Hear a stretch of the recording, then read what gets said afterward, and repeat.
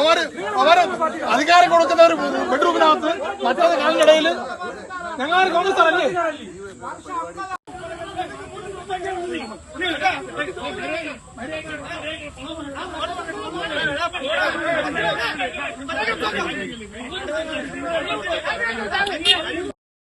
പള്ളിക്കൽ മണ്ഡലം കോൺഗ്രസ് കമ്മിറ്റി പ്രസിഡന്റിനെ മാറ്റിയതുമായി ബന്ധപ്പെട്ട് നടന്നുവരുന്ന തർക്കം കയ്യാങ്കളിയിൽ അവസാനിച്ചു.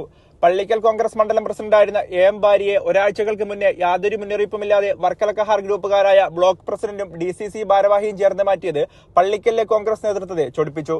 പഞ്ചായത്ത് തെരഞ്ഞെടുപ്പ് ആസന്നമായ ഈ സാഹചര്യത്തിൽ മണ്ഡലം പ്രസിഡന്റിനെ മാറ്റിയത് പഞ്ചായത്ത് തെരഞ്ഞെടുപ്പിൽ പാർട്ടിയെ പിറകിലോട്ട് നയിക്കുന്നതിന് സഹായിക്കുമെന്നും പുതിയ പ്രസിഡന്റായി വന്ന മുബാറക്ക് CPL നിന്നും കഴിഞ്ഞ പഞ്ചായത്ത് ഇലക്ഷനിൽ പാർട്ടിയോടൊപ്പം ചേർന്ന ആളായതുകൊണ്ടും കോൺഗ്രസ് നേതൃത്വം ഇദ്ദേഹത്തെ അംഗീകരിക്കാനും തയ്യാറായില്ല.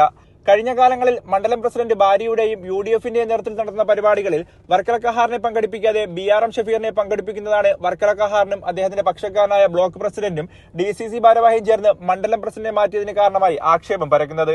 അതിന്റെ ഭാഗമായി പള്ളിക്കലിൽ പാർട്ടിയുടെ പ്രധാന ഭാരവാഹിത്വം വഹിക്കുന്നവർ വലിയ യോഗങ്ങൾ ചേരുകയും മണ്ഡലം കമ്മിറ്റിയുടെ പ്രവർത്തനങ്ങളെ തടയുകയും മുൻ പ്രസിഡന്റ് ഭാര്യയുടെ നേതൃത്വത്തിൽ തന്നെ സമാന്തര പരിപാടികൾ നടന്നുവരികയും പരാതി പ്രവാഹങ്ങളും ശക്തിപ്രകടനങ്ങളും നടക്കുന്ന സാഹചര്യത്തിലാണ് ഇന്നലെ KPCC ആഹ്വാന പ്രകാരം പള്ളിക്കൽ മണ്ഡലത്തിൽ മുൻ പ്രസിഡന്റിന്റെ നേതൃത്വത്തിൽ പള്ളിക്കൽ ജംഗ്ഷനിൽ പ്രകടനം നടക്കുകയും ഇതേസമയം പുതിയ നേതൃത്വത്തിന് കീഴിൽ മുതല ജംഗ്ഷനിൽ പ്രകടനം നടക്കവേ പള്ളിക്കലിൽ പ്രകടനം നടത്തിയ കോൺഗ്രസ് പ്രവർത്തകർ കൂട്ടത്തോടെ വന്ന് പുതിയ മണ്ഡലം പ്രസിഡന്റിനെ ജാഥ തടയുകയും സംഘർഷത്തിൽ കലാശിക്കുകയും ചെയ്തത്.